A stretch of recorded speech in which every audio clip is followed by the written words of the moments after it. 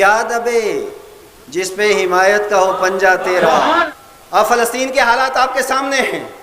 مسجد اقصی کے اندر بچوں کو ذبح کیا جا رہا ہے، وہاں پہ لوگوں کے اوپر سیدھی گولیاں چلائی جا رہی ہیں، عین نماز کی حالت کے اندر یہودی ملیٹنٹ اور دہشت گرد ان کے اوپر ظلم کرتے ہیں، لیکن کیا دبے جس پہ حمایت کا ہو پنجہ تیرا۔ کیا بات ہے، بہت خوب۔ کیا دبے جس پہ حمایت کا ہو پنجہ تیرا، شیر کو خطرے میں لاتا نہیں کتا تیرا۔ حضرات گرامی وقار، آغاز گفتگو سے قبل کمال عقیدت اور جذبہ احترام کے ساتھ آئیے ہم اور آپ مل کر حضور نبی اکرم علیہ السلام کی بارگاہ میں ایک بار اور جی لگا کر کے درود پاک پڑھے، اللہم صلی علی سیدنا مولانا محمد و بارک وسلم، صلاۃ و سلام علیک یا سیدی یا رسول اللہ صلی اللہ تعالی علیہ وآلہ وسلم۔ حضرات گرامی قدر، یہ مقدس مہینہ جسے ماہ رمضان کہا جاتا ہے، اور یہاں علماء کی ایک کثیر جماعت موجود ہے، جہاں پہ مفتی سکندر صاحب جیسے باصلاحیت علماء یہاں موجود ہیں۔ ان کی موجودگی کے اندر چند باتیں آپ حضرات تک میں پہنچانا چاہتا ہوں۔ یہ ماہ رمضان وہ ہے، اس لفظ رمضان کے اوپر تحقیق، اس کی تحقیق اور اس کی تشریح و توضیح کرتے ہوئے حضرت امام رازی رحمۃ اللہ تعالی علیہ تفسیر کبیر کے اندر تحریر فرماتے ہیں، اس ماہ مقدس کو ماہ رمضان کیوں کہتے ہیں؟ اس لیے کہ رمضن کا مطلب ہوتا ہے وہ گرم پتھر کہ جو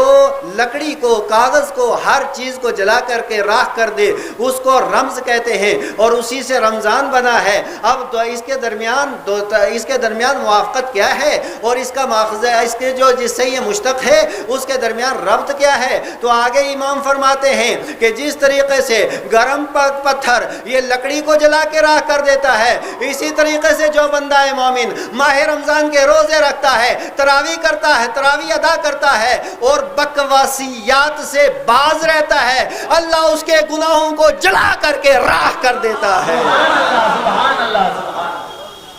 حضرات گرامی، اور آگے فرماتے ہیں نہیں، یہ رمضان یا پھر رمضان سے مشتق ہے، اور رمضان کا مطلب ہوتا ہے ساون کے مہینے کی بارش۔ اب ساون کے مہینے کی بارش کے ساتھ لفظ رمضان کا تعلق کیا ہے؟ اس لیے کہ آپ دیکھیں گے کہ جس وقت گرمیاں بہت زیادہ ہوتی ہیں، ہر طرف آپ دیکھیں کہ پتے سوکھ جاتے ہیں اور زمین بالکل سوکھ جاتی ہے، گھاس سوکھ جاتے ہیں، اور ساری دنیا ایک دم چٹکل میدان کی طرح ہوتی ہے۔ اتنے میں اللہ تعالیٰ ابر رحمت کو نازل فرماتا ہے اور پوری دنیا کے اندر یا زمین کے مختلف خطوں کے اندر بارش ہونا شروع ہوتی ہے، اور جو ہی بارش ساون کے مہینے کے اندر آتی ہے تو درخت بھی ہرے ہو جاتے ہیں، پتے بھی ہرے ہو جاتے ہیں، گھاس بھی نکل آتا ہے، ہر طرف ہریالی چھا جاتی ہے۔ او بندہ مومن، جب ماہ رمضان آتا ہے گناہوں کی وجہ سے تیری زندگی سوکھ جاتی ہے، اللہ رمضان آتا ہے تاکہ نیکیوں کے ذریعے تیری زندگی ہری بھری ہو جائے۔ نعرہ تکبیر،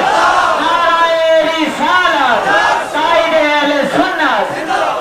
یہ مقدس مہینہ ہے۔ اللہ کے پیارے محبوب صلی اللہ علیہ وسلم اس مقدس مہینے کے بارے میں ارشاد فرماتے ہیں، اذا دخل رمضان، یہ جو ہی ماہ رمضان آتا ہے۔ اب دیکھیے کہ جتنا بھی دنیا کے اندر جو بھی مسلمان گنہگار سے گنہگار کیوں نہ ہو، بدکار سے بدکار کیوں نہ ہو، سیاکار سے سیاکار کیوں نہ ہو، ہر ایک مسلمان اپنے آپ کو رب سے بخشوانا چاہتا ہے۔ سبحان اللہ۔ زور سے کوئی یا رسول اللہ۔ میں یہ عرض کر رہا تھا،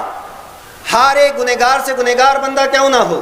وہ یہ چاہتا ہے میرا رب مجھے بخش دے، وہ یہ چاہتا ہے میں جہنم سے بچ جاؤں، وہ یہ چاہتا ہے میں جنت کے اندر چلا جاؤں۔ وہ اگر گنہگار ہوگا وہ نہیں چاہتا کہ میری اولاد گنہگار ہو، شرابی کبھی نہیں چاہے گا میرا بیٹا شرابی ہو، بدکار کبھی نہیں چاہے گا میرا بیٹا بدکار ہو، بد کردار کبھی نہیں چاہے گا میرا بیٹا بد کردار ہو، اور اسی طریقے سے گناہوں کی لسٹ بنائیں۔ ہر ایک گنہگار کبھی نہیں چاہے گا اس کی اولاد گنہگار ہو، یعنی مسلمان اگرچہ گنہگار بھی ہے لیکن قوت لوامہ اور نفس لوامہ اس کے اندر موجود ہے، وہ یہ چاہتا ہے میرا رحمان مجھے معاف فرما دے، لیکن رحمان اور مسلمان کے درمیان شیطان آ جاتا ہے۔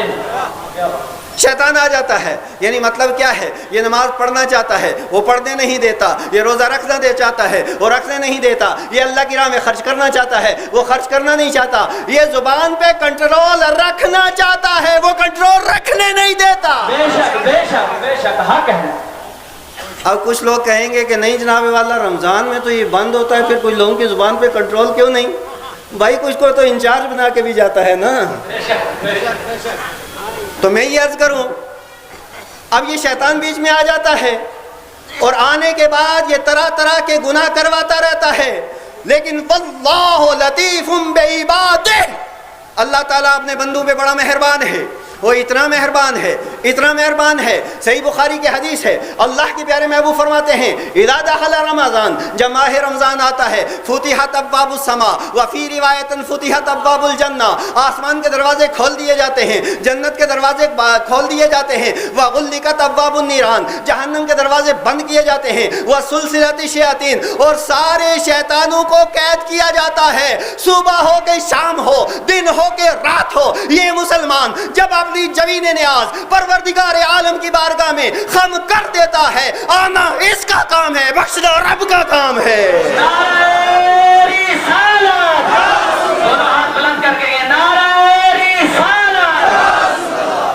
حضرات گرامی، یہ جو آنے کی بات ہے، جو ہی رمضان شریف آتا ہے رحمت کی برسات ہوتی ہے، ماہ رمضان آتا ہے جنت کے دروازے کھول دیے جاتے ہیں، ماہ رمضان آتا ہے جہنم کے دروازے بند ہوتے ہیں، ماہ رمضان آتا ہے شیطان کو قید کر دیا جاتا ہے، ماہ رمضان آتا ہے مشدیں بھری ہوئی نظر آتی ہیں، ماہ رمضان آتا ہے قرآن سنا جاتا ہے، ماہ رمضان آتا ہے قرآن سنایا جاتا ہے، ماہ رمضان آتا ہے زکوٰۃ دی جاتی ہے، ماہ رمضان آتا ہے صدقہ فطر کیا جاتا ہے، دیا جاتا ہے، ماہ رمضان آتا ہے اللہ کی راہ میں خرچ کیا جاتا ہے، ماہ رمضان آتا ہے نوافل کی کثرت کی جاتی ہے، ماہ رمضان آتا ہے نیکیوں کی کثرت کی جاتی ہے۔ یہ وہ مقدس مہینہ ہے کہ جب بندہ مومن ادھر نیکیوں کی کثرت کرتا ہے، ادھر رحمان اسے جہنم سے آزاد کر کے جنت کا حقدار بنا دیتا ہے۔ اور پھر حضرات گرامی وقار، اب اگلی بات میں آپ سے جو عرض کرنا چاہتا ہوں، اللہ تبارک و تعالیٰ نے مسلمان کو 2 ہتھیار عطا کیے ہیں، اور ہر مسلمان کو وہ 2 ہتھیار کیا گئے ہیں۔ حدیث شریف میں ہے کہ جس وقت بلائیں آ جائیں، موجوں کی طرح آ جائیں، طوفان کی طرح آ جائیں، اور جس وقت تمہیں آ کر کے گھیر لیں، یہ بلائیں آئیں، تو اللہ کے پیارے محبوب نے فرمایا بلاؤں کا مقابلہ کیا کرو، بلاؤں کا مقابلہ کیا کرو، اور اسی طرح جب امراض آ جائیں امراض کا بھی مقابلہ کیا کرو۔ یا رسول اللہ، یہ مرض کا مقابلہ کیسے کیا جائے اور بلاؤں کا مقابلہ کیسے کیا جائے؟ تو اللہ کے پیارے محبوب علیہ السلام نے نسخہ کیمیا عطا فرمایا کہ لوگوں، مرض کا علاج صدقے سے کیا کرو اور بلاؤں کا علاج دعا سے کیا کرو۔ تو صدقہ یہ بھی مومن کا ہتھیار ہے، اور دعا یہ بھی مومن کا ہتھیار ہے۔ اب ہمیں دعا کرنی ہے، صبح بھی کرنی ہے، شام بھی کرنی ہے، دن کو بھی کرنی ہے، رات بھی کرنی ہے، ہر آن کرنی ہے، ہر گھڑی کرنی ہے۔ میرا رب فرماتا ہے ادعونی استجب لکم، میرے بندے مانگنا تیرا کام ہے، عطا کرنا میرا کام ہے۔ سبحان اللہ، بے شک۔ حضرات گرامی، وہ رحمت والی گھڑیاں اب تھوڑی دیر رہ گئی ہے، یہ مہینہ ہم سے الوداع ہو جائے گا، یہ مہینہ ہم سے رخصت ہو جائے گا، اور یہ مہینہ جب جاتا ہے آسمان کے فرشتے آہوازاری کرتے ہیں، زمین کے درخت روتے ہیں، زمین کا چپا چپا روتا ہے، اور اللہ کی بارگاہ میں یہ عرض کرتا ہے مولا